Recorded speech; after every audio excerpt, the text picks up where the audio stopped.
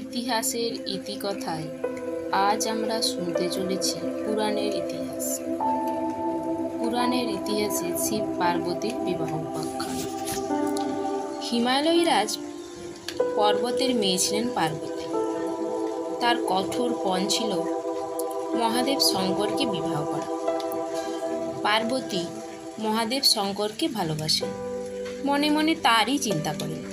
ওদিকে দক্ষযজ্ঞে স্বামী অপমান সহ্য করতে না পেরে তিনি দেহত্যাগ করেছিলেন।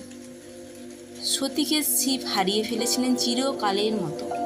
শিব প্রতিজ্ঞা করেছিলেন আর কোনোদিন বিয়ে করবেন না, যোগ সাধনা তপস্যা করে দিন কাটিয়ে দেবেন। শিব সব কিছু ছেড়ে বিবাগী হয়েছিলেন। পাহাড় পর্বত জঙ্গল ঘুরে বেড়াতে থাকবেন। দেহত্যাগের আগে সতী একটিমাত্র প্রার্থনা করেছিলেন। প্রার্থনাটি হলো পরের জন্মে তিনি স্বামীরূপে আবার শিবকেই পাবেন। সতী হিমালয়রাজের ঘরে পুনরায় মেয়ে হয়ে জন্মগ্রহণ করেছিলেন। সে কথা হিমালয়রাজ ও তার স্ত্রী মেনকা জানতেন না।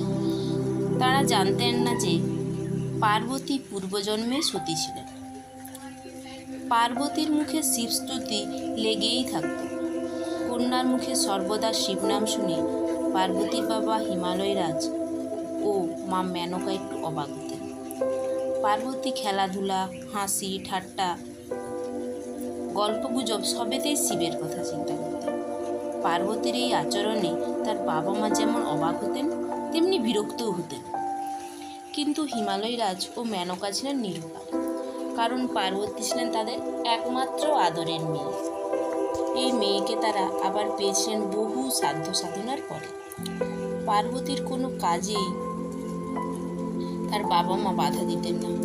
অতি যত্নে ও পরম স্নেহে পার্বতী লালিত পালিত হয়েছিলেন।